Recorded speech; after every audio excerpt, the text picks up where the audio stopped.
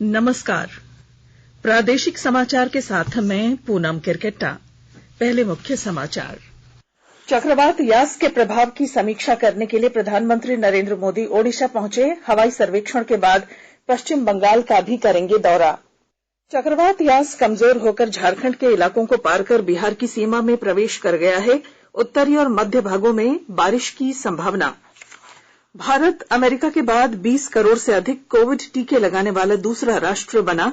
20 करोड़ 54 लाख से अधिक लोगों को लगा टीका।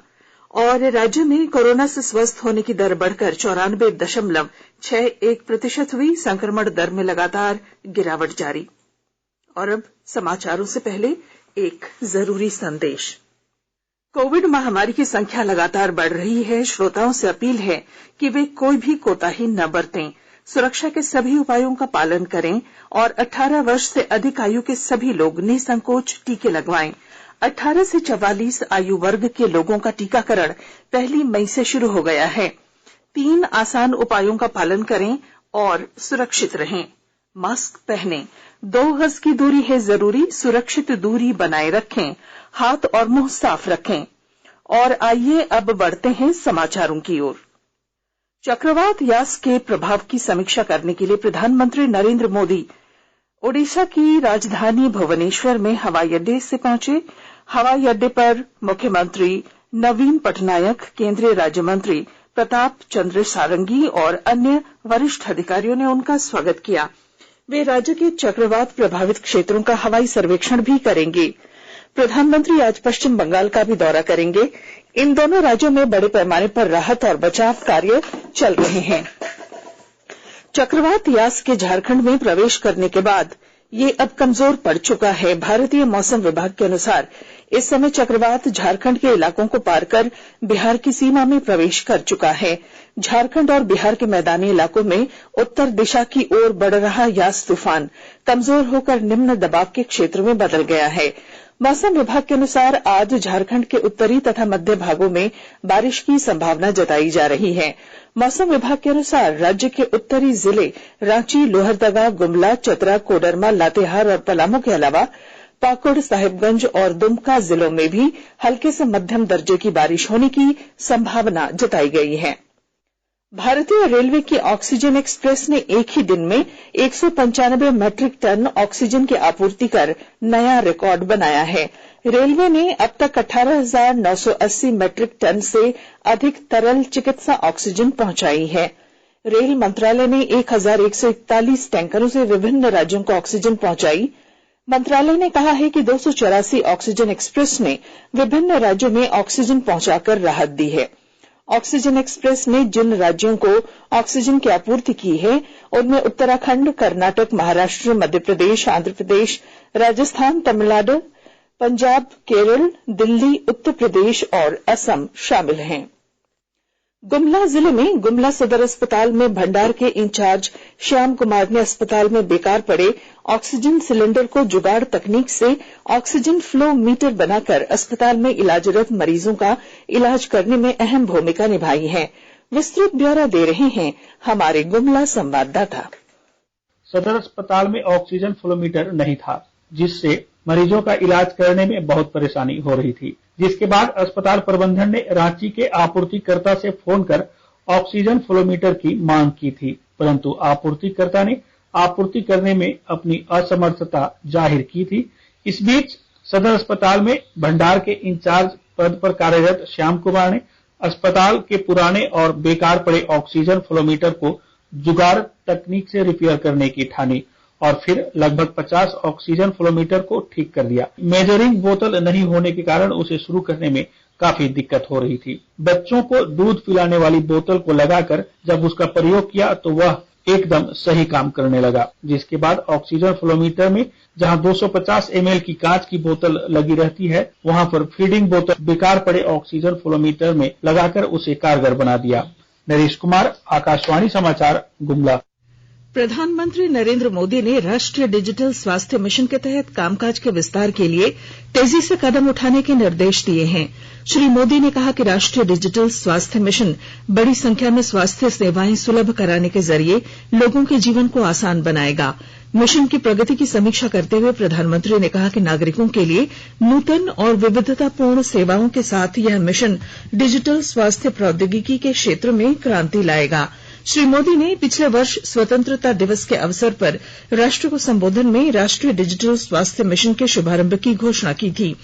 तब से डिजिटल मॉड्यूल और रजिस्ट्री विकसित की गई है और 6 केंद्र शासित प्रदेशों में यह मिशन चलाया जा रहा है।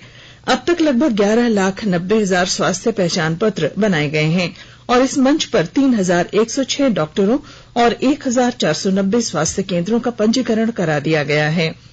डिजिटल स्वास्थ्य के लिए मुक्त और अंतर संचालित आईटी नेटवर्क तैयार किया जा रहा है, जिसे यूनिफाइड हेल्थ इंटरफेस UHI नाम दिया गया है।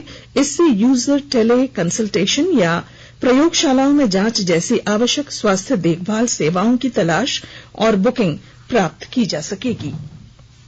शिक्षा मंत्रालय ने उन अटकलों को खारिज कर दिया है जिनमें दावा किया गया है कि केंद्रीय मंत्री रमेश पोखरियाल निशंक 1 जून को CBSE की 12वीं बोर्ड परीक्षा के कार्यक्रम की घोषणा करेंगे। मंत्रालय ने कहा कि इस तरह की खबर चलाना गैर जिम्मेदाराना हरकत है, क्योंकि इससे छात्रों और अभिभावकों में अनावश्यक भय पैदा होता है। मंत्रालय ने मीडिया संस्थानों से कहा कि वे इस मामले में अटकलों से दूर रहें और तथ्यात्मक जानकारी का इंतजार करें। केंद्र सरकार ने कोविड-19 के कारण जान गंवाने वाले 26 पत्रकारों के परिवारों को 5-5 लाख रुपए की वित्तीय सहायता देने का प्रस्ताव मंजूर कर लिया है। इससे पहले सरकार ने कोविड महामारी के शिकार हुए 41 पत्रकारों के परिवारों को वित्तीय मदद दी थी। सूचना और प्रसारण सचिव अमित खरे की अध्यक्षता में पत्रकार कल्याण योजना समिति की बैठक में इस प्रस्ताव को स्वीकृति दी गई। सूचना और प्रसारण मंत्री प्रकाश जावड़ेकर के मार्गदर्शन में मंत्रालय और पत्र सूचना कार्यालय ने स्वतः संज्ञान लेते हुए पिछले वर्ष और इस वर्ष महामारी के कारण जान गंवाने वाले पत्रकारों का ब्यौरा संकलित किया और पत्रकार कल्याण योजना के तहत उन्हें सहायता देने का विशेष प्रयास शुरू किया। पत्र सूचना कार्यालय ने प्रभावित परिवारों तक पहुंचकर उन्हें इस योजना की जानकारी दी और सहायता के लिए आवेदन करने को कहा। PIB ने इस दौरान सक्रिय भूमिका निभाई और सभी जरूरी दस्तावेजों को सही समय पर संकलित किया।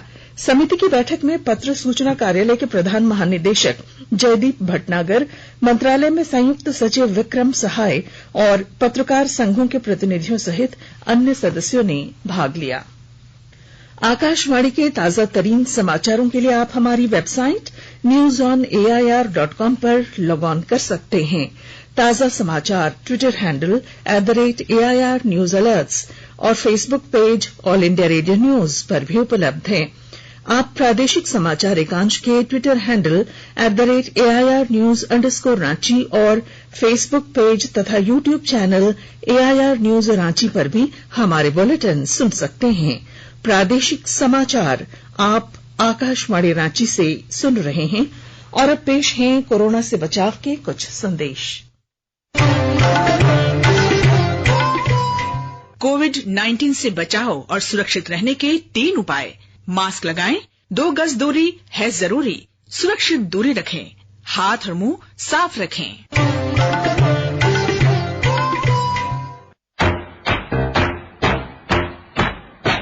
चलो मिलकर एक शुरुआत करें, चलो एक फैसला आज करें, मास्क नहीं तो टोकेंगे, कोरोना को रोकेंगे, चलो एक वादा करते हैं, चलो एक वादा करते हैं, मास्क नहीं तो टोकेंगे, कोरोना को रोकेंगे। भारत सरकार द्वारा जनहित में जारी। प्रादेशिक समाचार में आपका फिर स्वागत है। भारत अमेरिका के बाद 20 करोड़ से अधिक कोविड टीके लगाने वाला दूसरा देश बन गया है। देश में अब तक 20 करोड़ 54 लाख से अधिक लोगों को कोविड के टीके लगाए जा चुके हैं। टीकाकरण अभियान में पिछले 24 घंटों में 26,58,000 से अधिक टीके लगाए गए। 18 से 44 आयु वर्ग के 11,76,000 से अधिक लोगों को कोविड के पहले टीके लगे, जबकि इस आयु वर्ग के 1 करोड़ 51 लाख लोगों को दोनों टीके दिए जा चुके हैं। केंद्र सरकार ने राज्यों और संघ शासित प्रदेशों से कहा है कि वे कोविड की रोकथाम के उपायों का अनुपालन जारी रखें और स्थानीय स्थिति का मूल्यांकन करने के बाद चरणबद्ध तरीके से छूट देने का निर्णय लें। सभी राज्यों और संघ शासित प्रदेशों के मुख्य सचिवों को लिखे पत्र में केंद्रीय गृह सचिव अजय भल्ला ने कहा कि स्वास्थ्य मंत्रालय द्वारा सुझाव गए रोकथाम के उपाय 30 जून तक बढ़ा दिए गए हैं। श्री भल्ला ने कहा कि लॉकडाउन और अन्य उपायों पर कड़ाई से अमल करने की बदौलत दक्षिणी और पूर्वोत्तर के कुछ क्षेत्रों को छोड़कर सभी राज्यों और संघ शासित प्रदेशों में कोविड के नए रोगियों और उपचाराधीन रोगियों की संख्या में कमी आई है। उन्होंने कहा कि संक्रमण की दर में कमी की प्रवृत्ति के बावजूद अभी उपचाराधीन रोगियों की संख्या बहुत अधिक है, इसलिए लॉकडाउन के उपाय महत्वपूर्ण हैं और राज्यों को सख्ती से उनका पालन करना चाहिए। राज्य में कोरोना से स्वस्थ होने की दर बढ़कर 94.61% पहुंच चुकी है। वहीं कोरोना के संक्रमण दर में लगातार गिरावट दर्ज की जा रही है। झारखंड में कोरोना के सक्रिय मामलों की संख्या घटकर 13,097 पहुंच गई है। पिछले 24 घंटों में 1,778 लोग स्वस्थ हुए हैं और 695 नए सक्रिय मामलों की पुष्टि हुई है। राज्य में कोरोना से मरने वालों की संख्या में भी कमी आई है।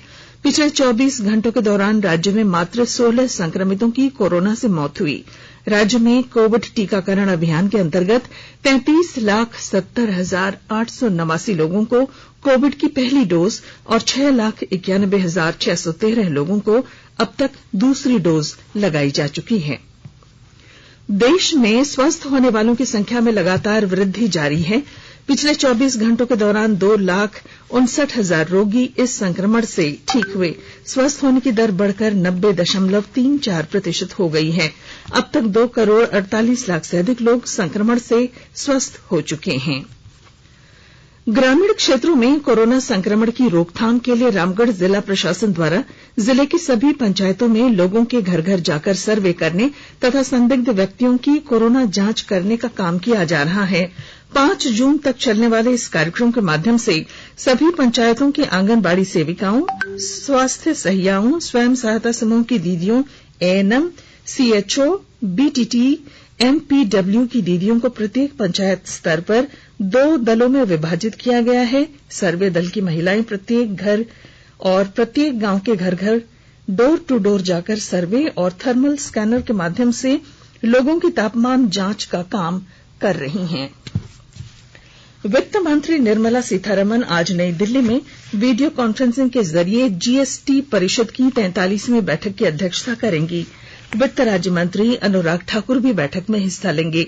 सभी राज्यों और संघ शासित प्रदेशों के वित्त मंत्री और केंद्र तथा राज्यों के वरिष्ठ अधिकारी भी बैठक में उपस्थित रहेंगे। राज्य के वित्त मंत्री डॉ रामेश्वर उरांव ने केंद्र सरकार से वित्त वर्ष 2020-21 में जीएसटी क्षतिपूर्ति के रूप में बकाया राशि 1,561 करोड़ रुपए का अविलंब भुगतान करने का आग्रह किया है।